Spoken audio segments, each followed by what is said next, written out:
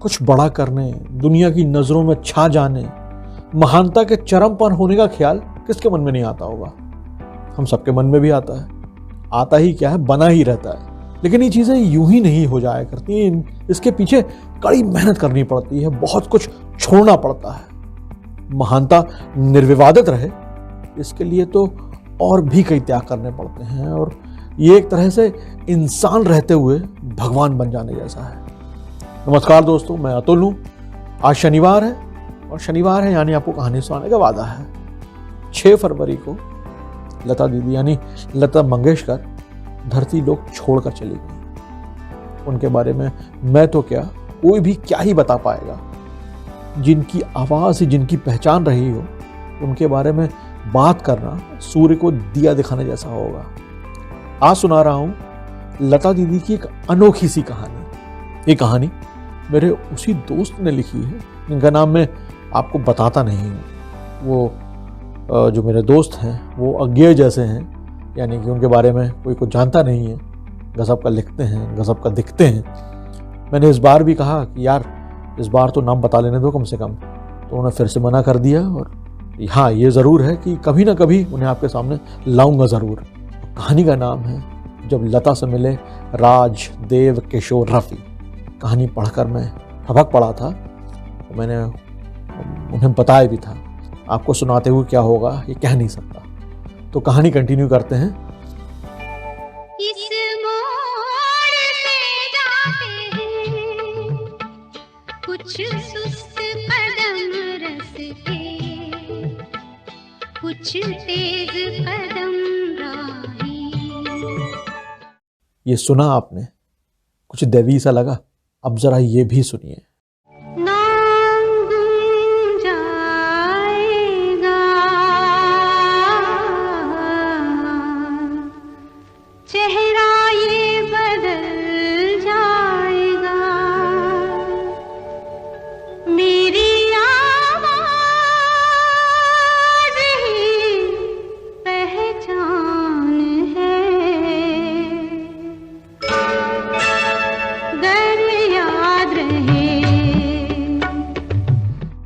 ये लाइन तो जैसे लता जी के लिए ही लिखी गई थी। ये गाना 1977 में आई फिल्म किनारा का है। गाना गुलजार साहब ने लिखा था और म्यूजिक पंचम दा यानी आर.डी. बर्मन साहब का था। लता दीदी और भूपेंद्र जी ने मिलकर ये गाना गाया था। 6 फरवरी की सुबह जब अचानक यमराज को झिझकते हुए लता दीदी को लेने पहुंचे, तो लता जी ने आंखें खोली तो वे कुछ उदास से दिखे। दीदी ने कहा, हे भगवान, आप उदास क्यों हैं? मुझे तो कोई दिक्कत नहीं है। यमराज बोले, लता, मैं जानता हूं कि तुम्हें कोई दिक्कत होगी ही नहीं मेरे साथ चलने में। मैं तो खुद विधि के विधान से बंधा हुआ हूं, पर कई बार मुझे भी कुछ करते हुए ठीक सा नहीं लगता, और इस बार भी जब तुम्हें लेने आया हूं तो अच्छा सा नहीं लग रहा। तुम बिन धरती बिना सुरों की हो जाएगी। लता जी ने झट से कहा, अरे आप परेशान मत होइए, ऊपर स्वर्ग में मेरे कई दोस्त भाई लोग हैं। यहाँ के लोगों ने इतना प्यार दिया कि मैं अभिभूत हूं, पर जाना तो पड़ेगा ना। तो अब जल्दी चलिए। इधर स्वर्ग में हलचल मची हुई थी। चारों तरफ खबर फैल गई कि लता बाई आने वाली हैं। वहां खुशी की लहर दौड़ गई थी। किशोर कुमार, रफी साहब, मुकेश जी, मन्ना डे सब आपस में बात करने लगे कि यार फिर से हमारी महफिल जमेगी। दिलीप कुमार, राज कपूर, देवानंद फूल मालाओं का इंतजाम करने लगे। तय समय पर लता जी का रथ स्वर्ग के द्वार पर पहुंच गया। सभी शंख बजाने लगे। दिलीप कुमार और राज कपूर ने मालाएं पहनाई और अपनी प्यारी छोटी बहन को गले लगा दिया। पीछे गले में मफलर बांधे और टोपी लगाए स्टाइलिश देवानंद साहब खड़े थे। उन्होंने अपने चिर परिचित अंदाज में कहा, आओ लता, कब से तुम्हारे गाना सुनने को बेताब था। चलो फिर से अपनी सुरीली आवाज का जादू बिखोरो। यह सुनकर दिलीप कुमार ने देव साहब को हल्की सी चपत लगाई, झिड़की दी और कहा, हमारी बहन इतनी दूर से आई है, थक गई होगी, उसे जरा यार आराम तो कर लेने दो, गाना कल सुन लेना। देव ने कहा, हाँ यार गलती हो गई, लता तुम आराम करो, लेकिन कल से मैं तुम्हारी नाक में दम कर दूंगा, ढेर से सारे गाने सुनूंगा। लता को लेकर वो लोग आगे बढ़े। वहां रफी साहब, किशोर, मन्ना दा और मुकेश खड़े थे। लता को देखकर चारों की आंखों में खुशी के आंसू बहने लगे। रफी, मुकेश और किशोर ने तो उन्हें बरसों बाद देखा था। किशोरदा ने लता की ओर देखा और मुकेश, रफ़ी और मन्नदा से मुखातिब होकर बोले, यारो देखो, हमारी प्यारी लता भी हमारी तरह उम्र दराज हो गई है। ये सुनकर लता दीदी शर्मा गई और वहां मौजूद सभी लोग ठठाकर हंस पड़े। फिर लता दीदी बोली, किशोरदा आप भी तो उम्र दराज हो गए हैं, लेकिन आपका नटखटपन नहीं गया। फिर मुकेश जी ने दीदी से कहा, कैसी हो लता, वहाँ सब लोग ठीक तो है ना? हमारी प्यारी बहन आशा कैसी है? लता जी ने कहा, मुकेश भैया आप कैसे हैं? आप अचानक से कैसे हमें बिना बताए यहाँ चले आए थे? बहुत मिस किया हमने आपको। आशा अच्छी है, हम दोनों आपको खूब याद करते थे। फिर वहाँ खड़े रफ़ी से बोली, रफ़ी भैया आप आज भी इतने ही शर्मीले हैं, अभी भी कम बात करते हैं। इतने साल हो गए लेकिन अब भी लोग आपको बहुत याद करते हैं, आपके गाने सुनते हैं। और किशोरदा आपका तो जवाब ही नहीं, आपके गाने हर उम्र के, हर तबके के लोग अब भी सुनते हैं उतने ही चाव से, क्या बच्चे क्या बूढ़े, हर कोई। आपको भी इतनी जल्दी पड़ी थी यहाँ आने की?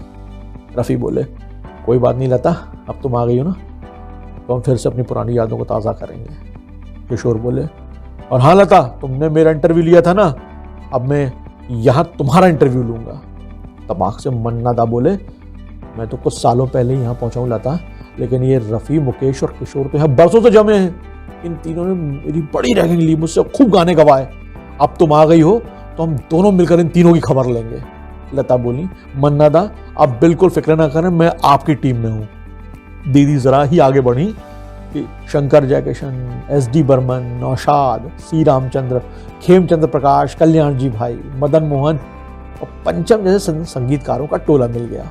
किसी ने दीदी की जमकर तारीफ की तो किसी ने उन्हें पुचकारा। सबने एक ही बात कही कि लता तुम्हारी आवाज़ ने गानों में 4 चांद लगा दिए थे। तुम्हारी आवाज़ ने बताया कि गाना अच्छा लिखा था और अच्छा संगीत दिया गया था।